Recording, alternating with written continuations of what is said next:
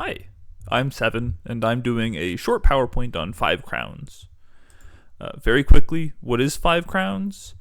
It's a card game played with the two 58 card decks. There's 3 jokers in each deck, 5 suits numbering 3 to 10. You got the suits heart, clubs, diamonds, stars, and spades. Each round, you will get a number of cards ranging from 3 to 10 again. And your goal is to get 0 points. If you create runs, which is, say, 3, 4, 5 of the same suit, or books, which is 4, 4, 4, doesn't need to be the same suit, then those cancel it to 0. Each card remaining is worth points, and points are bad. You take turns until someone has 0 points in their hand, then they are out, and everyone else gets 1 more turn. So, my friend had a question for me. What are the odds on the opening hand of round 9 that there are no combinations that reduce points? Now, technically, he asked during the entire hand, not having a single set that goes to 0, so you get to see 1 more card. But that was too complicated for me. I didn't want to do that, so I didn't. It's just, you draw your 11 cards, and if nothing goes to 0, what are the odds of that? So, first thing I looked at was a probability tree. I started with just 3 cards in your hand. So what if you had a 2 of diamonds? Well, you can go 2 of diamonds to another 2, to another 2. Or you could go 2 of diamonds to another 2, to a joker, or to a 3. I should mention now that wild cards are the number of cards in your hand value. So if you have 3 cards in your hand, that's a 3. So 3s are wild. And jokers are always wild. It was on another slide, but I forgot about it. So we can also do 2s goes to wild and then goes to 4, and that would be a 2, 3, 4. Or we could go 2 to wild. And now all of this gets us a 0.037.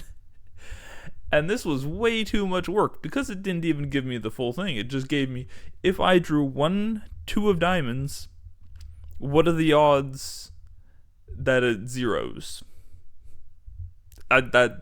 Getting that for 11 cards? No thank you. So my next idea was a weighted graph. Now this looks great. Not complicated at all.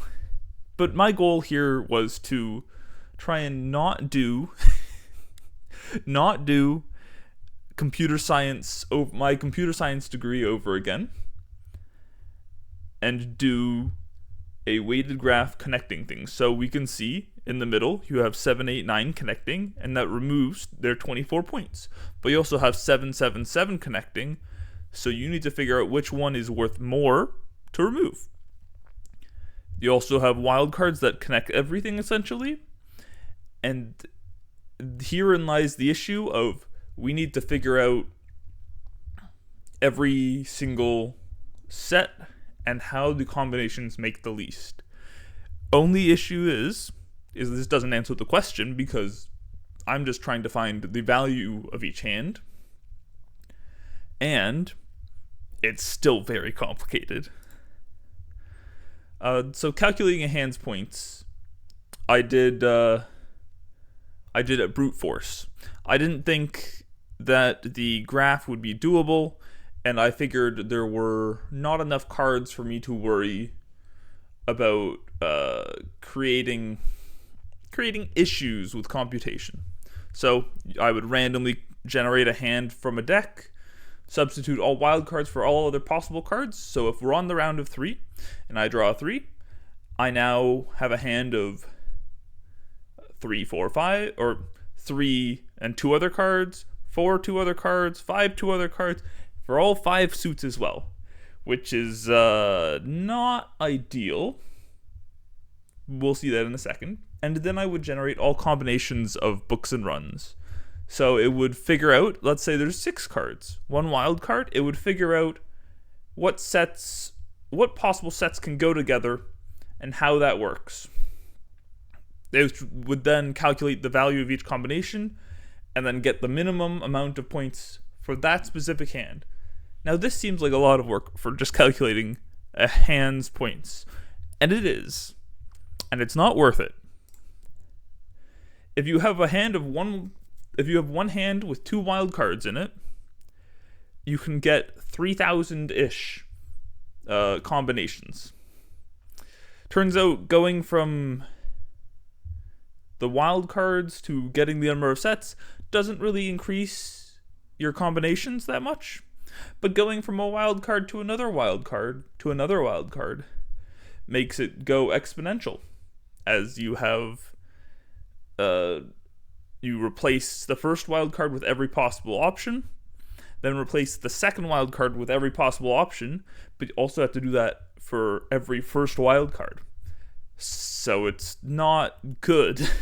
And you can see by the time you've reached 4 wild cards, you get in the tens of millions of iterations. That's not working for me.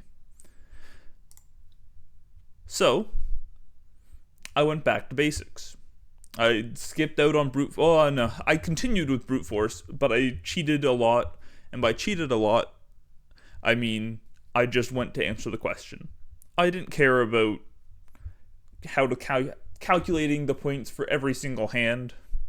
I just wanted to know if the points decreased at all. So we go, are there 2 wild cards? If there are, it reduces, because 2 wild cards in a card reduces. Then 1 wild card, we would check if there's a pair that either creates a run or a book. And if there's a pair and then that wild card, it works. Then we do the same with 3 wild cards, and we can see if 3 wild cards are the same suit and in a run, or 3 wild cards are the same value, and that would also reduce. Anything else doesn't reduce. And if there's something like 2 wild cards, we can end it there and don't have to do the entire loop. So, for brute force, we end up with ON times 58 to the power of the number of wild cards. The benefit is it finds the lowest points. The negative is every time I tried to run it, it would get stuck on a hand because it probably had 4 or 5 wild cards. And then just reduction find, it's ON. It's just however many cards in the hand, which is computationally, which is so much easier. It is actually doable. So I did that. And I got an answer. It's great. It didn't actually stop and keep running the same thing for an hour while I let it sit there. And I got on the odds of on a jack round, the chance that your hand gets reduced is 91.8. So if you flip that over, it's about an 8.2% that your hand does not reduce. That's not that bad, or that's not that unlikely, but it is unlikely still, but it is in the realm of things that happen. But the thing is, if you get to see 1 more card, you can basically assume it's a queen, because then you have 10 cards, and that's decreasing your odds of not reducing to 5%. Except the issue is in how you play 5 crowns. The person before you picks up a card and puts it down or gets rid of one of their cards. So you're not seeing a random card. And there's no real way to see that. So this is the best we have. And this is just simulated, not doing every single hand possible, because that would be crazy. And I don't feel like doing that.